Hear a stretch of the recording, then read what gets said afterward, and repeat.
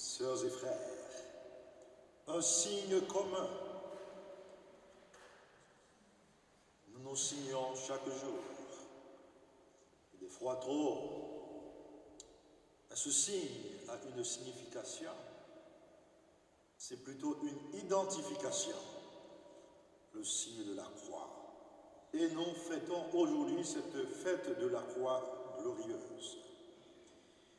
Signe d'humiliation pour les citoyens non romains est devenu le signe du salut éternel.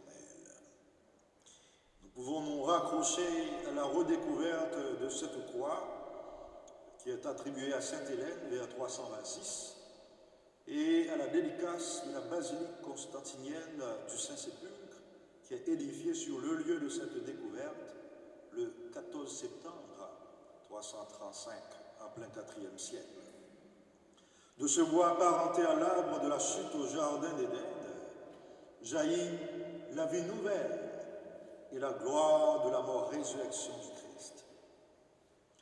Dans l'événement trinitaire de la croix, symbole paradoxal et fondateur de notre identité, où le Père se donne, le Fils s'offre et l'Esprit sanctifie le sacrifice, l'homme découvre un amour plus originel que le péché. C'est un amour oblatif que nous sommes appelés à redécouvrir au quotidien. Et cet amour qui seul rend nos vies fécondes. La première lecture nous en donne la clé de lecture à travers le mystérieux serpent d'airain. Le peuple mordu par le serpent à cause de son péché est sauvé en portant son regard sur le signe de son châtiment, transformé en instrument de salut. Mais il faut spécifier, ce n'est pas le serpent qui guérit, mais l'obéissance dans la foi au commandement de Dieu.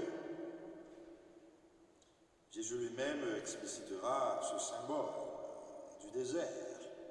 De même que le serpent de bronze fut élevé par Moïse dans le désert, ainsi faut-il que le Fils de l'homme soit élevé, afin qu'en lui tout homme qui croit ait la vie éternelle.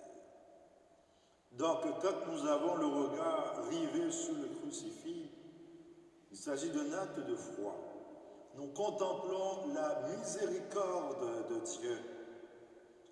Nous contemplons cet amour plus grand, cette miséricorde plus grande que la somme de nos péchés, répondant à la morsure du mal par la guérison profonde de notre être tout entier. La croix est donc le fruit sublime d'un amour oblatif sans mesure. Elle est le creuset où l'amour divin a brûlé toutes les souffrances, les blessures, les humiliations humaines. Il y a eu le crachat, il y a eu le fouet, les clous, la lance et la dérision, instruments de supplice et d'échec aux yeux du monde, qui sont devenus pour nous les signes de la glorification. L'apôtre Pierre proclame au verset 24 du chapitre 2 de sa première lettre, « Lui qui portait nos péchés dans son corps sur le bois de la croix, afin que, morts à nos péchés, nous vivions pour la justice, car par ses blessures, vous avez été guéris. » Oui, encore aujourd'hui, nous sommes confrontés aux problèmes du mal et de la souffrance et des souffrances, des guerres dans le monde. La rencontre de Jésus avec les maux de ce monde, avec la douleur, l'injustice, l'angoisse et la mort même, est un combat pour le triomphe de la vie, un combat pour le triomphe définitif de la vie. L'évangile de ce jour en révèle le motif ultime, le cœur de l'évangile. Car Dieu a tellement aimé le monde qu'il a donné son Fils unique, afin que quiconque croit en lui ne se perde pas, mais obtiennent la vie éternelle. Jean 3,16.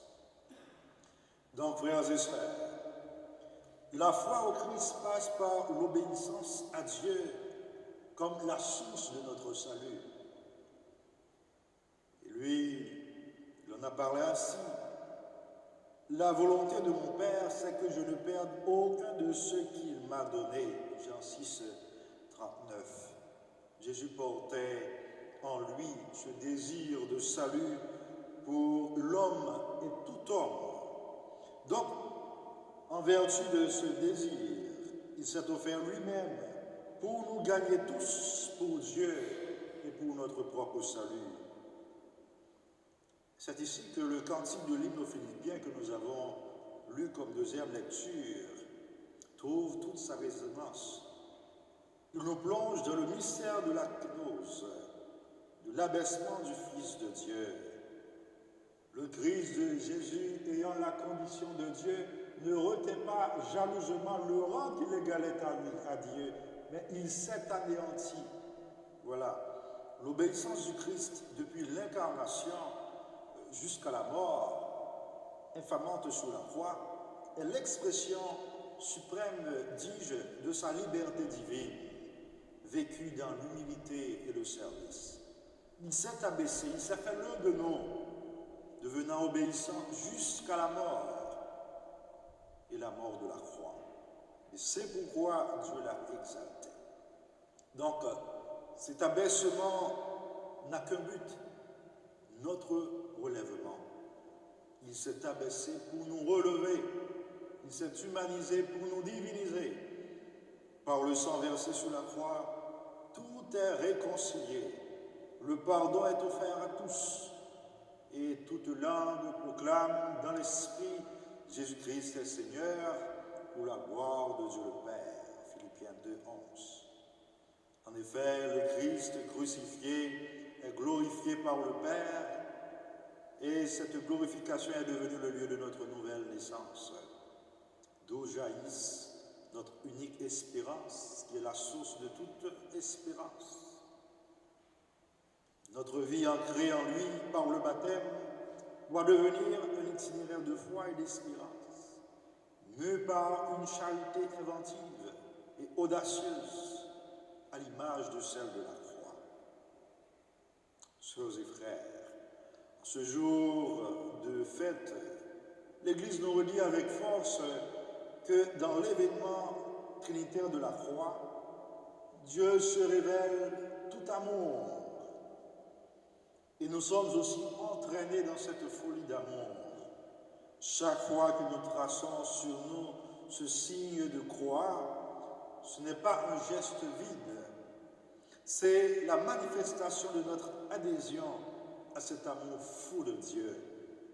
C'est notre engagement à aimer comme lui jusqu'au don de soi pour devenir dans ce monde engagement à aimer comme lui jusqu'au don de soi pour devenir signe vivant de salut, signe vivant de réconciliation.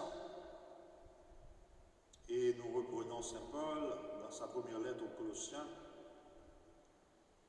Nous proclamons un Messie crucifié, scandale pour les Juifs, folie pour les nations païennes, mais pour ceux que Dieu appelle, il est puissance de Dieu et sagesse de Dieu.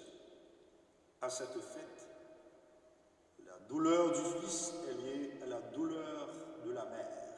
C'est pourquoi demain, nous célébrons, nous fêtons Notre-Dame des douleurs, car Marie est associée aux souffrances, aux douleurs de son Fils, que par l'intercession de Notre-Dame des douleurs, qui gardait toutes ces choses dans son cœur, notre regard sur le glorieux crucifié transforme nos croix en semences de résurrection.